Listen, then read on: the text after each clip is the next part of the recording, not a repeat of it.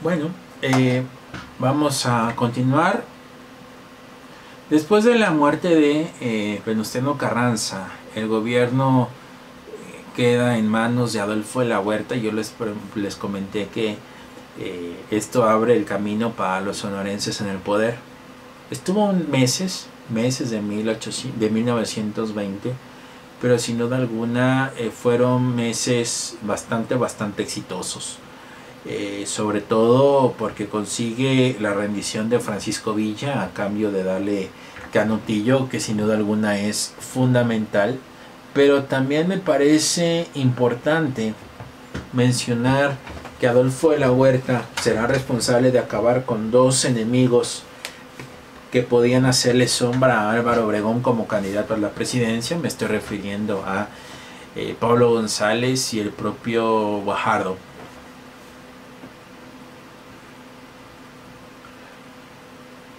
Adolfo de la Huerta es quien prepara el camino para el arribo de Álvaro Obregón, que gobernará del 20 al 24. Durante la gestión de Álvaro Obregón, Obregón va a replicar lo de Porfirio Díaz. Inclusive Obregón llegó a decir que el único pecado que tuvo Díaz fue envejecer. Obregón hizo exactamente lo mismo: poca política y mucha administración. Inclusive la crítica que le llovía por parte de Adolfo de la Huerta es que le estaba entregando el país en charola de plata a los norteamericanos. Esto va a provocar en 1923 el fin de Villa, como lo veremos en su momento, y también un alzamiento de Adolfo de la Huerta en contra de Obregón. Cabe aclarar que para este momento Obregón ha designado a Plutarco Elías Calles como el candidato a la presidencia. Hay problemas, ya hay una persecución en contra de la iglesia, eso se verá más adelante. Pero repito, son estos personajes, los sonorenses, quienes van a articular o le van a dar forma al nuevo sistema político mexicano, al arreglo político. Recordar que Calles, tanto Obregón como Calles van a llegar a acuerdos con las compañías petroleras o el artículo 27, pero sobre todo Plutarco Elías Calles modifica la constitución, que va a permitir la reelección no inmediata y la modificación de mandatos de 4 a 6 años, que en teoría iban a favorecer a Álvaro Obregón, que fue electo presidente, pero recién tenía poco de haber obtenido la victoria electoral Obregón, cuando asiste al restaurante La Bombilla cerca de San Ángel. Pues evidentemente Obregón no sabe lo que esperaba, nosotros ya lo sabemos. Fue asesinado Álvaro Obregón en La Bombilla, y esto va a provocar una crisis que será resuelta por Plutarco Elías Calles, primero con el maximato y al mismo tiempo con la creación del Partido Nacional Revolucionario, en donde pues obviamente no es él el presidente, pero sí quien logra imponer a los que son presidentes, como Emilio Portes Gil, que durante su gestión, repito, es cuando se surge el Partido Nacional Revolucionario, el Partido Estado. De ahí viene Pascual Ortiz Rubio, que en teoría iba a gobernar 4 años, pero solo estuvo 2. Después Abelardo Rodríguez, que fue el tercer presidente pelele dentro del maximato. Y entre Portes Gil, Ortiz Rubio y Rodríguez, ahí están los 6 años para cual había sido electo Álvaro Obregón. Y finalmente, con Abelardo Rodríguez, se designa a Lázaro Cárdenas, un personaje que además de romper con con Plutarco Elías Calles, le va a cambiar el nombre de Partido Nacional Revolucionario por Partido de la Revolución Mexicana. ¿Ok? Pero vamos hacia allá, en primer lugar.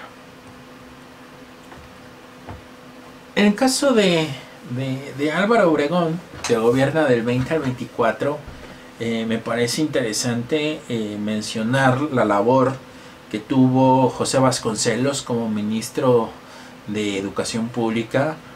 Mucho presupuesto tuvo, para esa época un presupuesto importante el que tuvo José Vasconcelos, de invertir en la educación, de publicar obras, los clásicos, eh, es la época de los muralistas, ¿no? En fin, también es la época donde ya México incorpora a los obreros, sobre todo a partir de la Confederación Regional Obrero Mexicana y con Luis Napoleón Morones. Era, pues, la verdad, o sea, el hecho de declarar poca política y mucha administración, pues era una nueva versión del porfiriato, pero pues en menor tiempo. En ese sentido, llama la atención que poco, bueno, obviamente les recomiendo una obra que se llama La sombra del caudillo de Martín Luis Guzmán, les puede ser de gran utilidad. Perdón, pero es que me ganaron los tiempos y miren que empecé desde mayo con esto. Me ganaron los tiempos y tengo menos de 24 horas para terminar. Bueno, entonces, repito, ya que designó Álvaro Obregón a Plutarco Elías Calles, hay una situación con Villa que, repito, se rindió y recibió 4 haciendas que fueron fusionadas y dieron pauta a Canutillo. Cabe mencionar que Villa para este momento pone en marcha el proyecto de Robert Owen, un socialista utópico. Pero en fin, hay un periodista viaja a Canutillo a entrevistar a Francisco Villa, a registrar cómo es la vida de Francisco Villa. Antes de terminar, le hace unas preguntas Francisco Villa, perdón, el periodista Francisco Villa, sí, pues él, ¿cuál era su opinión, ¿no? De qué candidato podía ser buen presidente? Pues obviamente refirió a Adolfo de la Huerta, que era un cantante frustrado, como decía Álvaro Obregón. Decía que Adolfo de la Huerta había hecho bien las cosas en poco tiempo, así que probablemente podía hacer bien las cosas como presidente, ¿no? Electo. Y la otra pregunta fue si ya se había retirado, y Villa dijo no, que era cuestión de unos minutos para una cantidad considerable de soldados, ¿no? Obviamente estas declaraciones no fueron muy bien recibidas. Obviamente Calles recrimina a Adolfo de la Huerta. Obregón intenta mediar entre uno y el otro, pues a fin de cuentas eran sonorenses. Hay una discusión, el propio de la Huerta anuncia o busca su renuncia. Fito no se la acepta, Obregón no se la acepta, Adolfo de la Huerta o Fito como era conocido, pero al final rompe Adolfo de la Huerta con Obregón y con el propio Plutarco Elías Calles. Obregón y Calles se encargan de eliminar a Villa, pues, digamos una gran amenaza. Villa es asesinado. Parral, él, inclusive el propio Villa decía, ¿no?, que antes de morir el propio Villa había soñado su muerte. Inclusive le había dejado entrever a uno de sus tantos hijos de que en algún momento le iba a pedir que mandara caballos para abandonar Parral, no en auto sino a caballo, porque pues ya usaba su auto, su Dodge Brothers. Lo que sí les puedo decir es que no descansó el cuerpo de Francisco Villa. Los soldados de la zona pues estaban retando, y a un soldado lo retaron a que no le quitaba la cabeza al cuerpo de Villa, y lo hizo. Obviamente ya se imaginarán, ¿no?, toda la euforia, la efervescencia, el malestar que generó. La cabeza de Villa fue resguardada en una caja de balas de Mauser y después enterrada. Hacia finales del 23, ya que el conflicto entre Obregón y de la Huerta había llegado hasta las últimas instancias, contando con 2/3 del ejército, Adolfo de la Huerta lleva a cabo su rebelión, la rebelión de la Huertista. Ello obliga a que Obregón recurra con Calles y busquen préstamos de las compañías petroleras para comprar armamento de última generación y así poder derrotar a Adolfo de la Huerta. Lo consiguen. En el Inter muere Felipe Carrillo Puerto, lo acusan de comunista en Yucatán, pero logran derrotar a Adolfo en la Huerta, se dan las elecciones y gana Plutarco Elías Calles para el periodo 24-28. Plutarco Elías Calles como tarea tuvo la de profesionalizar el ejército, para eso nombró a Joaquín Amaro como ministro de guerra para que profesionalizara el ejército. También repito, estas reformas que van a permitir que Obregón pueda reelegirse y al mismo tiempo gobernar 6 años y no 4. Es el periodo en donde hay caudillos en México. Por ejemplo, en Tabasco, Tomás Garrido Canaval y las llamadas camisas rojas, así como camisas pardas, camisas doradas, camisas negras, eran camisas rojas. Plutarco Elías Calles era un tipo muy radical, tomando de ejemplo lo que Tomás Garrido Canaval había hecho en Tabasco. Plutarco Elías Calles puso en marcha una serie de leyes que atentaban contra la iglesia, contra la libertad de culto, lo que va a propiciar que en 1926 estalle la llamada Guerra Cristera, un conflicto.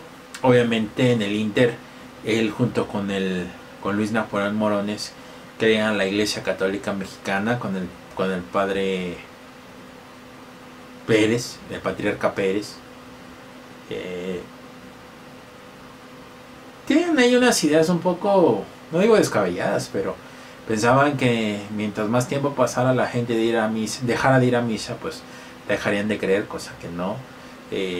Calles obligaba a que los sacerdotes estuvieran casados, de haberse formado en las escuelas, estaba prohibido el culto en público.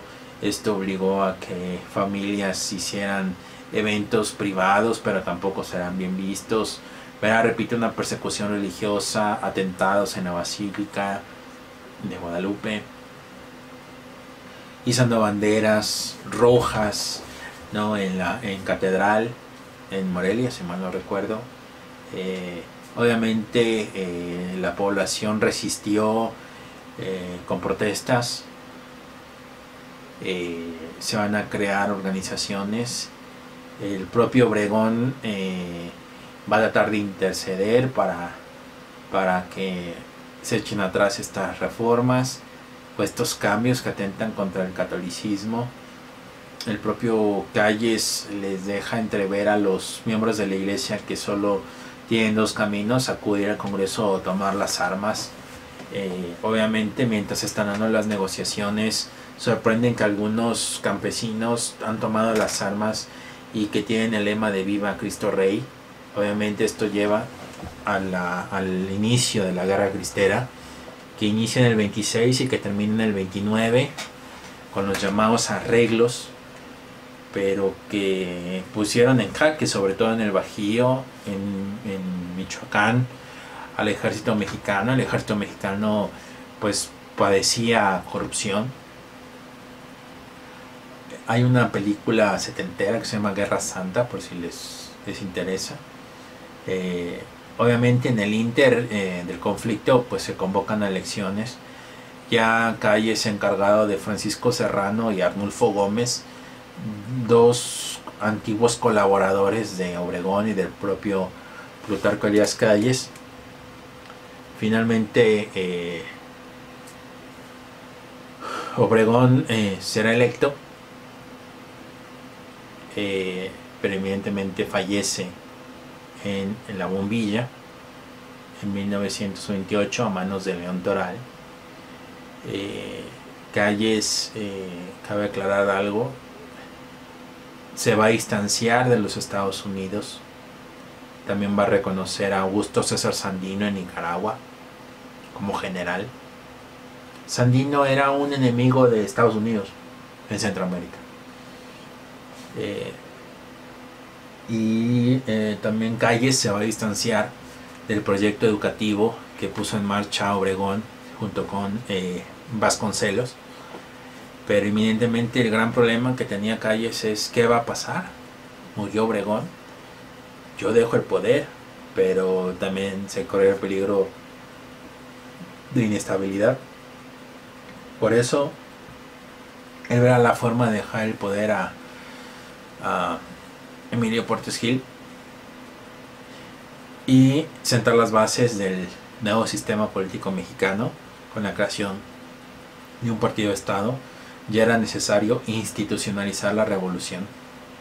Así que esto lo veremos en el próximo video. Nos vemos, hasta luego.